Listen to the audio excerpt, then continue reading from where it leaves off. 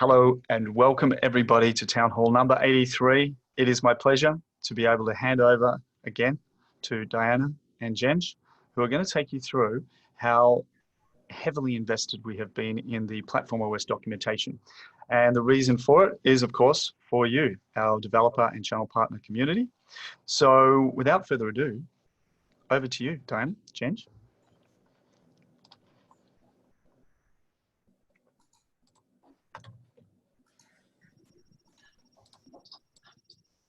Hi, everyone.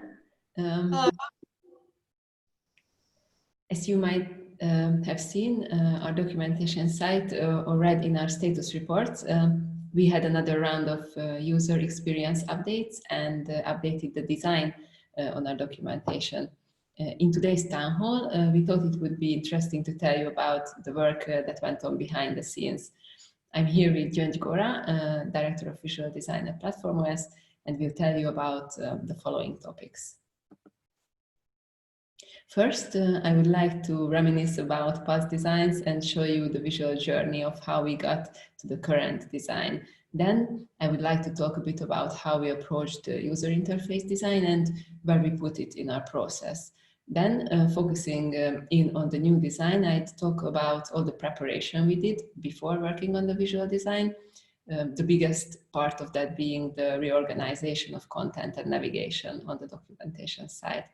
Then I'll collect the feedback we received on our previous design to then hand over to Gyöngy, who will present the new design, talk about the adjustments she made, and show you the results of the implemented design. Now, let's see where we started and how we got here. I really enjoyed putting together this part of the presentation, so I hope you will enjoy seeing the progress we made in our visuals as well. The first design was very minimal and functional. Before that, we already had a documentation, but that was only a collection of text pages. The first design was what we created based on our initial UX research and by going through the design thinking process.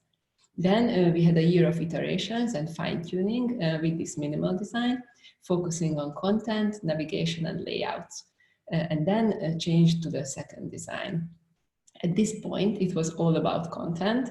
There was no branding yet.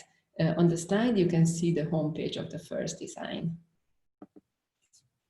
These are some inner pages from the first design. As you can see, the basics were already there for different sections of the content, like code blocks, headers, steps, tables, the feedback block, and so on.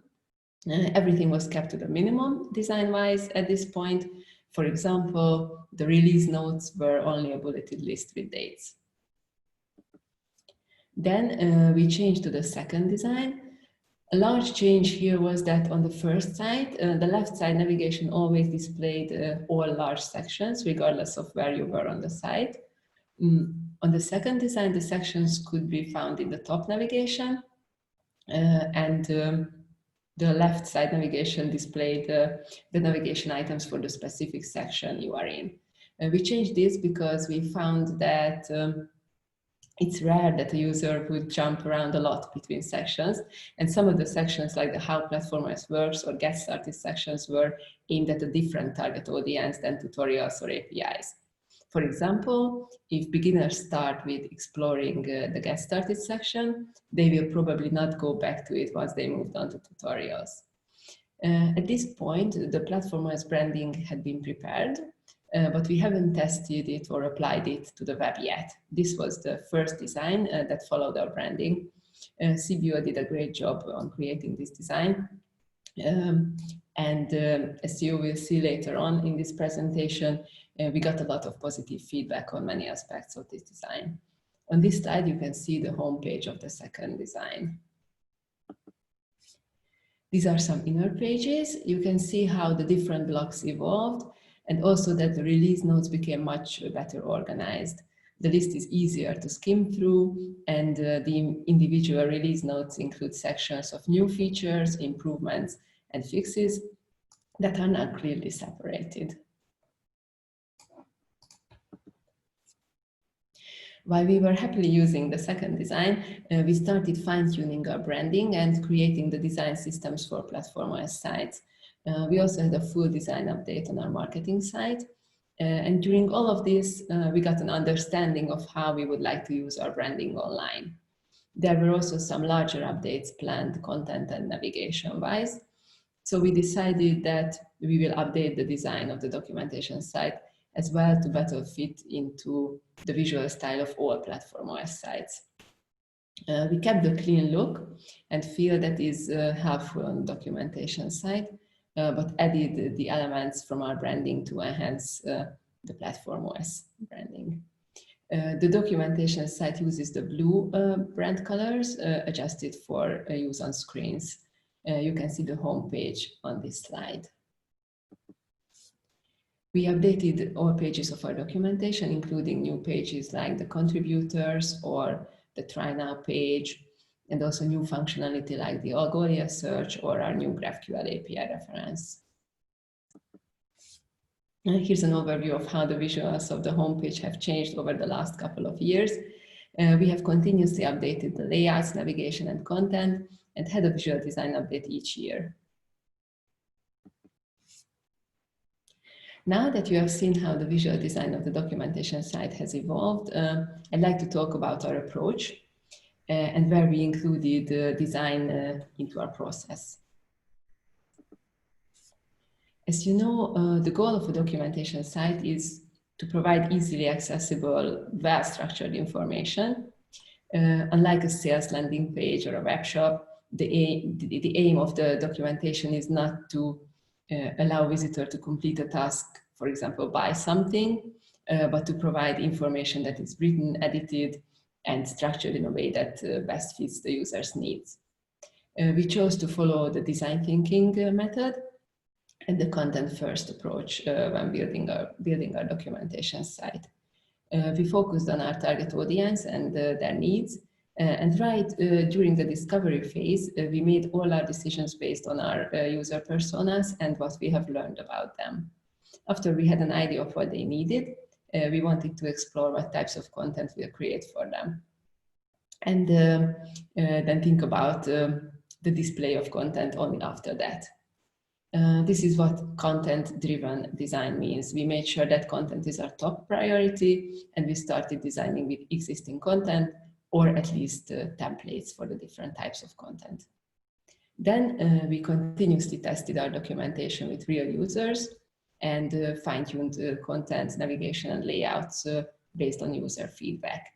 From the start, we built community-driven documentation, which means that we involve you in every aspect of our documentation from the very start. We follow an iterative approach and aim to deploy content and changes early to get feedback on them as soon as we can. We followed this iterative process and were steadily building our documentation while Yiying and the team were working on the platformOS branding in parallel. As you can see, our approach was to focus on the foundations of our documentation, the content, the user experience, and the workflow. So to develop our content, we also developed an editorial workflow that works for all participants. For our documentation site, as you have probably heard by now, we follow a docs as code approach. We treat our docs like code, and our editorial workflow for content is very similar to how code gets reviewed and deployed. When we get internal or external feedback through Slack, feedback blog, user research, team members, or the community, all of these requests are considered tasks, regardless of where they came from. The process starts with creating a ticket for a task. Once the ticket is ready, it goes into the backlog of our internal sprint planning, where we discuss priorities and the selected tickets are added for the next sprint. Then the author writes new content or makes changes to existing content if it's an update. The author can be any of our team members, but also anyone from the community. The process is the same for everyone. To make content production as easy as possible, we decided to use the Markdown format, and use a Markdown converter to display the content. We created templates for different types of content for consistency and to help contribution. We also created a style guide to help content production and reviewers in making sure that the tone and style of the documentation is consistent. When content is done, the author sends a pull request to the documentation GitHub repository. Developer and writer review the PR, the developer for the technical part, the writer for the style and grammar. And they suggest and discuss changes, and once it's final, we approve and merge it. We work with continuous integration and deployment, so once a PR has been merged, the new code or content goes through automated testing and is deployed to our staging, then to our production site. Before we started working on the new design, we did a large reorganization based on your feedback we gathered through user research sessions and communication through our many different channels.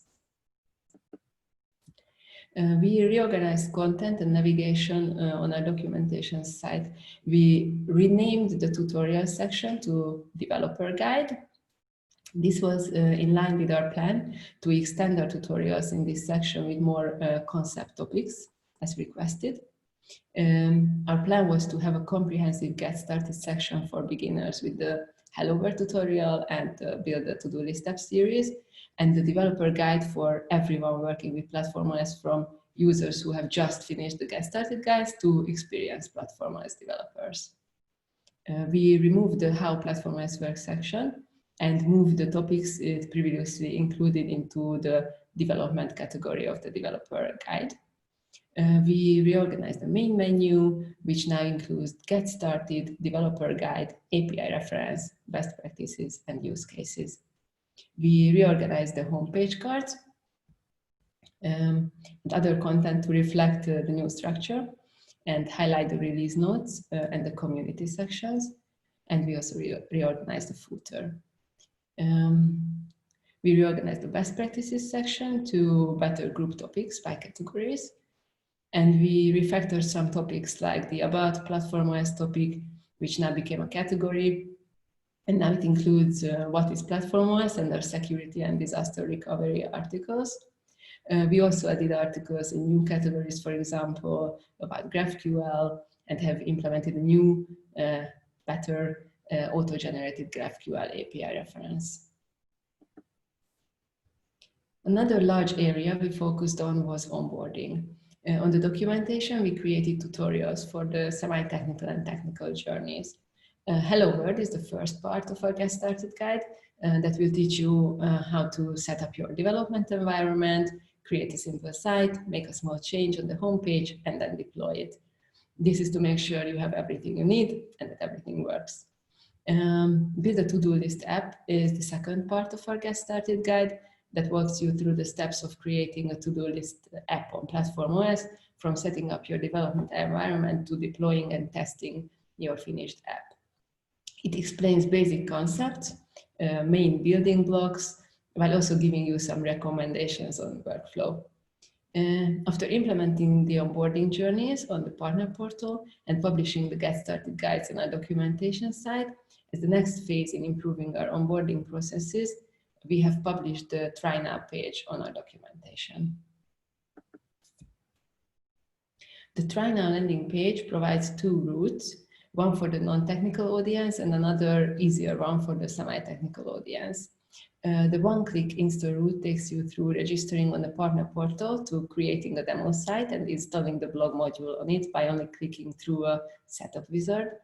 The second option creates a sandbox for you to experiment in by cloning a demo site from our GitHub repository. This concludes the first iteration of our onboarding project. We are now collecting feedback through user research with new partners and adjusting everything accordingly. Now let's talk about the feedback we got on our previous design. We continuously collected feedback from many different sources, like our user research, platformOS community members, our own team members, and we also got valuable feedback from awards judges.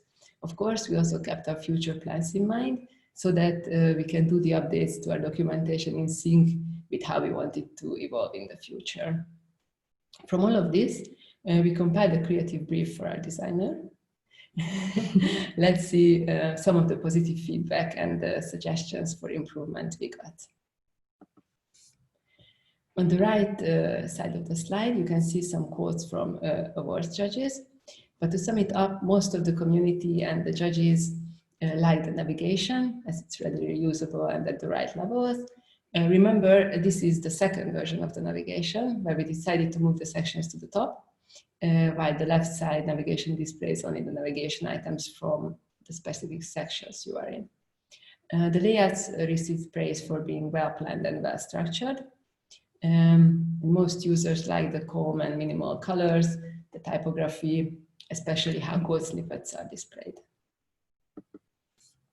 As room for improvement, we got feedback on the site having too much white space and that the white space was inconsistent. More than one judge has pointed out that the feedback block smileys were too large and not coordinated with the GitHub icon. We had plans to change the free icons and the sets we used to our own and adjust the design of the new GraphQL API reference. We also wanted to change the logo and create designs for displaying the difficulty level on topics. Although we are planning to implement this functionality later, it will be nice to have the design for it when we want to implement it. Now let's see how we created the new design. Over to you, Jen. So I would like to talk to you about the user interface of the documentation side, focusing on the most recent design update that was preceded by the two previous iterations that Diana already mentioned. First of all, this is the before and the after state of the site. As you can see, they are quite similar. We haven't made huge changes. We just applied the brand and modified only the parts that we got feedback on. So users won't feel that they are on a totally different new site. Everything can be found in its original place. Of course, as Diana mentioned, during the reorganization phase, some parts were renamed, some got bigger focus about the layout, and the sections remained the same. And not just the documentation got a new design, we refreshed the design of the API reference too. We used the same style and graphics here, as our goal was to create a unified look, even if this page opens up on a new tab. And now that you saw the before and the after look, let's dive a bit deeper into the details. And let me show you what our goals were, how we achieved them, and what our process was. Our main goal was to be effective from the design and development sides as well. We wanted a quick solution that results in a new but brand-friendly iteration. To achieve this, we kept the original layout and used the brand rules only on the existing components. So we haven't rebuilt the whole design from our platformOS component library. We just applied the platformOS styles to the elements. We kept in mind during the whole process that this site is not a marketing site, so it shouldn't be overwhelmed with graphical elements. And as it is a documentation site, the content should be the most prominent, and the site should be functional. We also agreed with one of the feedbacks that the previous version lacked graphics. So we tried to find a proper balance, the middle ground between a wall of text site and a graphic heavy design. So we used graphics in a moderate amount only, and we also improved the usability with some graphical elements that give visual feedback. And we still wanted to have an accessible site, but let's see this in details. As we didn't plan to create a completely new design, but use the layout of the previous iteration, the first step of our process was to import the previous designs from Sketch to Figma. As our design system and the brand styles were built in Figma, and they changed a bit since the very first documentation site design, This way, we could easily apply the up-to-date brand styles to the given elements. Our icon library also can be found in Figma, so it was handy when we changed the icons to our purchase streamline icon pack. After the import, we jumped into the quick redesign. You can see on the image that we kept the original div structure, section and component layout. We changed the basic attributes of the elements only. So for example, their background color, borders, shadows, effects, and so on. We separated the sections visually by using white space and different background colors. We unified the margins and paddings to inside the elements and also between the sections. During the process, we picked the brand colors when we changed the color of an element. And we wanted to keep the focus on the content. So we used only one small sized SVG graphic, this line network with the triangles in the upper part of the page, filling the originally unused area of the header. We created a new logo too, but besides the logo and this header graphic, we haven't used any additional graphics. The previously used free flat icons were changed to this streamline pack though. And here is the new logo of the documentation site, which follows the pattern of our certified partner and powered by platformOS logos. We plan to use the same style for the community logo too. And we improved the usability as well by giving more visual feedback to the users. In the previous iterations, the active menu item, both in the main menu and the sidebar, looked the same as the others. Now we highlighted them with a blue color, and we unified the link color too. Now the interactive text elements are blue. The search field on the home page also got a blue background, which makes it more prominent and emphasizes that you can interact with it. We styled the notifications to make them more eye-catching. And in contrast with this, based on the feedback we got, we put the feedback buttons into a gray section below the white content panel to make it less prominent. And when we selected the background colors, we calculated the contrast between the background color and the text over it so that we can meet the accessibility standards. We kept the original font size and the dark font color and used graphics only to fill the empty sides of the desktop view, so it won't interfere with the text. Of course, it looks a bit different on mobile. There the text overlaps the background a bit, but our main focus was the desktop view. We allowed a bit lower contrast, a lighter gray on the bigger graphical elements and the icons. From the design side, we use a Figma plugin called Able to calculate this proper contrast.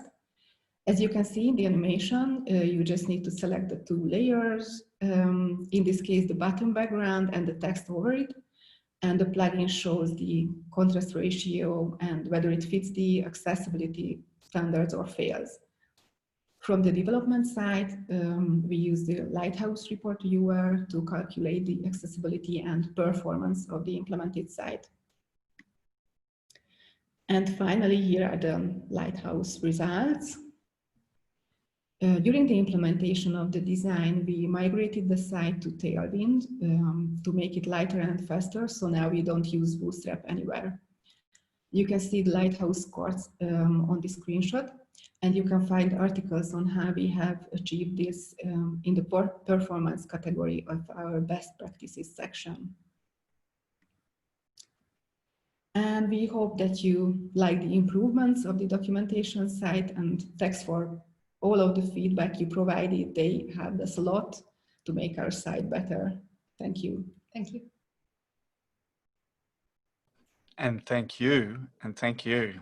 Diana and Jen, as always, very thorough. And there's some questions that are going to come through from Martin. Martin, why don't you hit us up with those questions, mate? Feel free to unmute, or I can unmute you if you're unable to.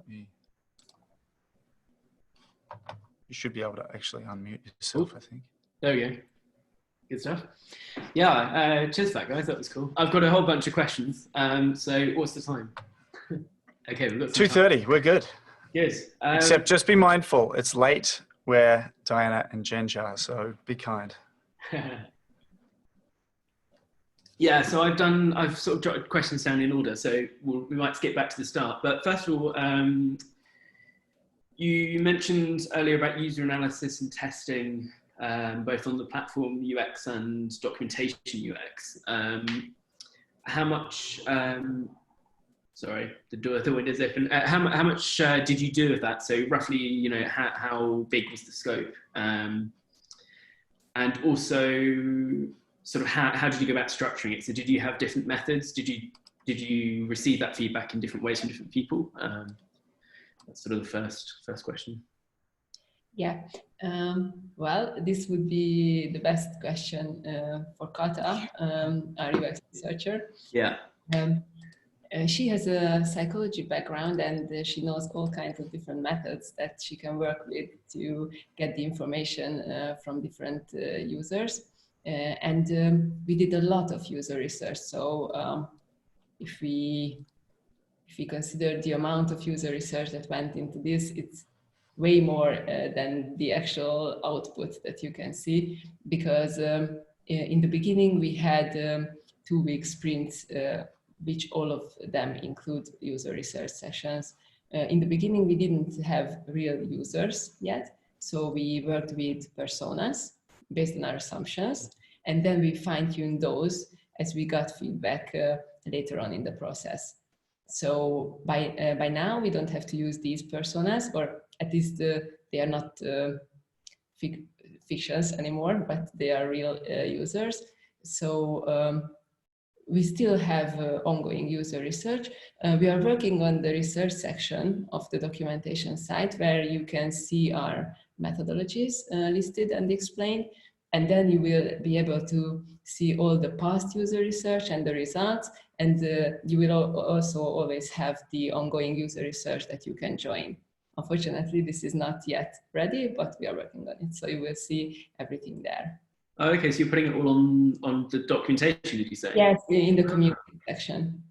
Oh, okay, yeah, I'll be interested to see how that comes up. That's interesting, because my next question was about different methods of research. So which different methods did you use? I suppose that's also sort of pointed at Kata, I guess. But we already have some information there, so you can check that out. Yeah, cool. And all right, I'll do that. We are adding more. Yeah. Do you want to bring up that page, Diana, in the documentation on one of the tabs, so we can just highlight where that is at? Or actually, if you want, you can stop sharing and I'll share my screen. Okay. And then I can highlight those points as well. Let's go ahead and share the screen. There we go. There we are. And we'll go off to documentation.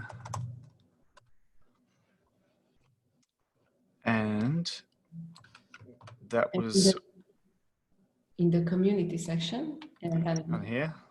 Yeah. And there is user research on the bottom of the left side navigation, yes.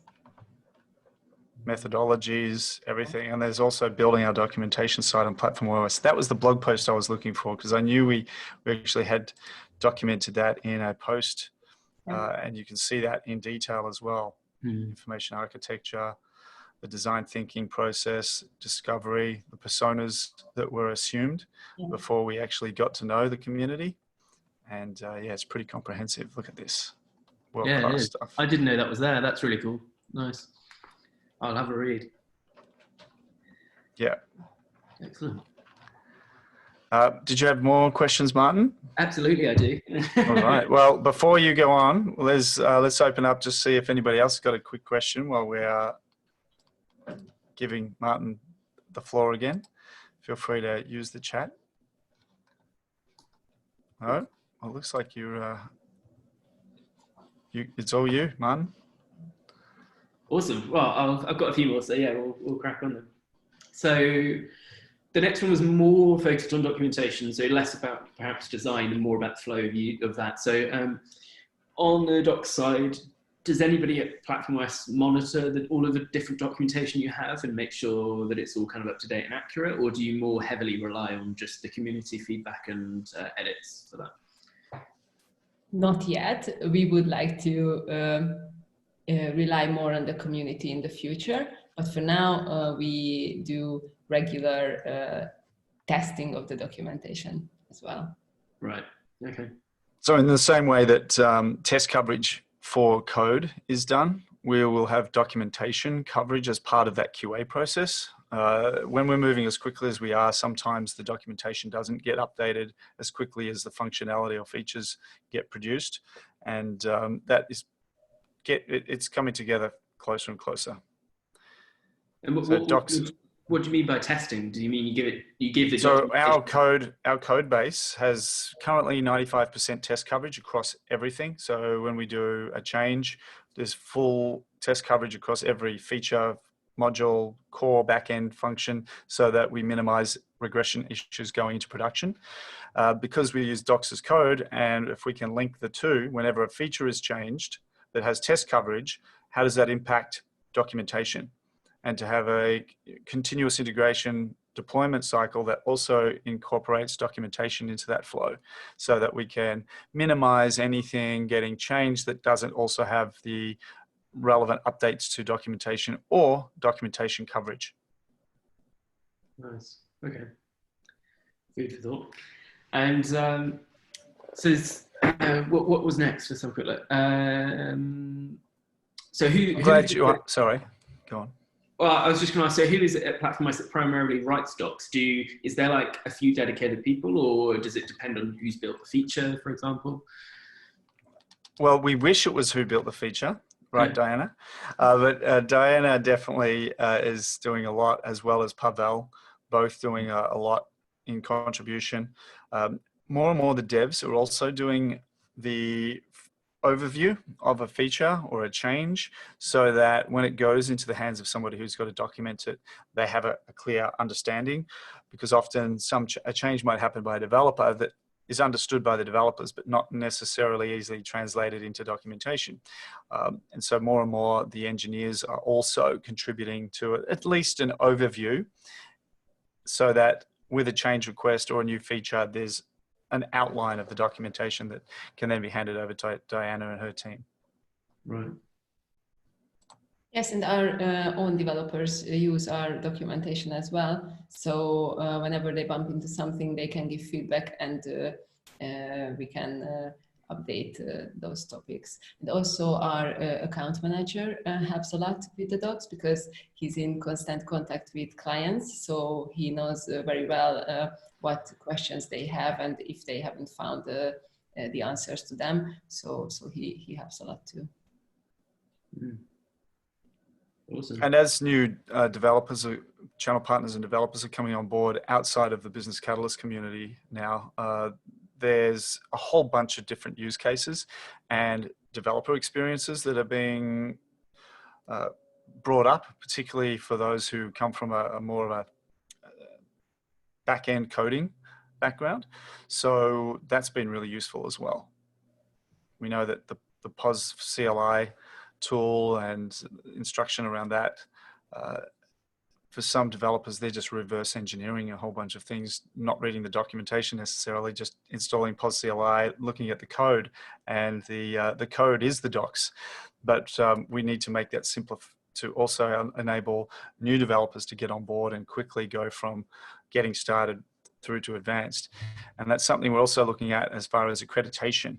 And watch this space for the GitHub accreditation program that is also going to be forthcoming.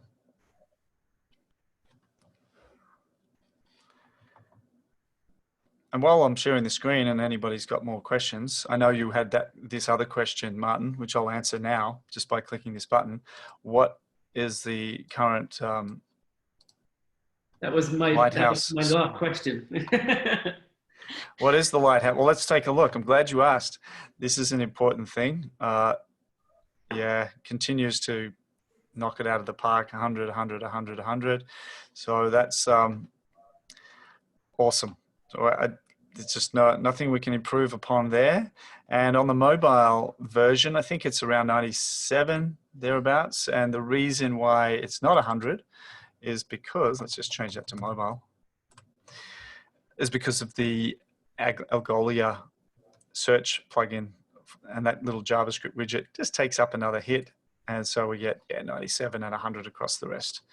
So maybe we can get a 0.15 second by removing that. It's a third-party search. But we don't want to remove that because the user experience is more important than the 3 points that we lose from taking it out. So pretty cool. Any more questions? Feedback? On the desktop one again, it's always better to see 100 across the board. Well, as you can tell, sorry, Diana, were you going to just say something then? That we have documentation for how we have achieved this course. So if you go to the best practices section, you can see the performance category, and there are quite some tutorials to do the same. Yep. Very thorough. And you may have also seen recently on our blog, the, let's go there, platformOS, head over to the blog, and you'll notice that we just did a little experiment looking at Tesla.com, and Pavel's gone through and shown how we move that from a lower score to an extremely fast and high score. And that also goes through the details in quite a lot of detail. Part 1, part 2, I think, is coming out next week, Diana? Yeah. Yes, it is. And it's step by step. And was that was Tesla actually a client, or you guys like? No, we just went off and decided, hey, Tesla's pretty fast. They're launching a rocket. How fast is their web page speed at the moment? Oh, Elon, hey, I think your marketing site needs to reflect how fast you are on your engineering elsewhere. So we thought we'd do a favor there. I'll let him know later after part 2 is finished. I'll tag him in a post or two. I was going to ask, have you spoken to him yet? Oh, he keeps hassling me. He's just texted me again. I've just told him, look, I'm too busy at the moment. We'll get back to him after part 2 is live. He's very anxious to read it. Problem. He's been texting me a lot too. Excellent. Well, any other questions? I did have one more, and it's slightly more granular, if nobody else does. No? You're asking questions everybody else wants to hear answers to anyway, Martin. Well, yeah, this one's a bit more granular. So you guys mentioned the onboarding stuff and how you're going to be doing some checklists in the docs for that kind of thing. And I just wondered what you sort of had planned for that. So are you literally going to be doing kind of checklists of do this, do this, do this, or are you going to have like items that link through to other docs or videos, things like that? Right. Yeah, it'll probably be more like reusable.